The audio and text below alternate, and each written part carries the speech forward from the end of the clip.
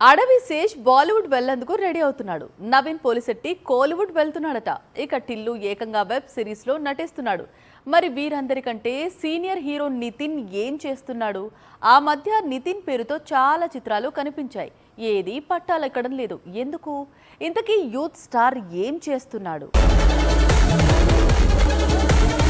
భీష్మ తర్వాత హిట్ లేని నితిన్ లాస్ట్ తమ్ముడు విడుదల తర్వాత కంప్లీట్ గా సైలెంట్ అయిపోయాడు.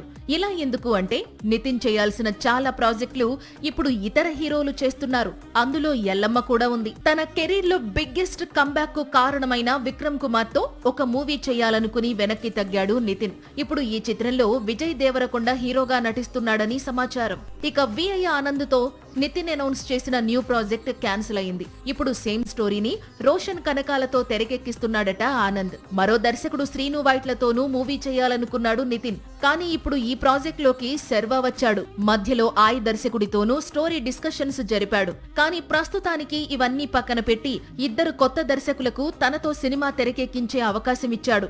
వారే నారి సిరిస్వాద, సోమశేఖర్. ఈ చిత్రం చిత్రీకరణ సమయంలోనే లొకేషన్స్ నుంచి విజువల్స్ బయటకు వచ్చాయి. వైష్ణవి చైతన్య హీరోయిన్ గా నటిస్తోందనే విషయం బయటకి వచ్చింది. ముందుగా ఇదే పాత్ర కోసం మిరాయ్ ఫేమ్ రితికను ఎంపిక చేశారు. మళ్ళీ ఏమైందో వైష్ణవి ప్రాజెక్ట్ లోకి అడుగుపెట్టింది. సాక్షి టీవీ ప్రసారాలను నిలిపివేయటం చట్టరీత్యా నేరం. సాక్షి టీవీ ప్రసారాల కోసం మీ స్థానిక కేబుల్ ఆపరేటర్ను వెంటనే సంప్రదించండి. డిటిహెచ్ లో, ఇంటర్నెట్ లో కూడా సాక్షి టీవీ ప్రసారాలను వీక్షించవచ్చు.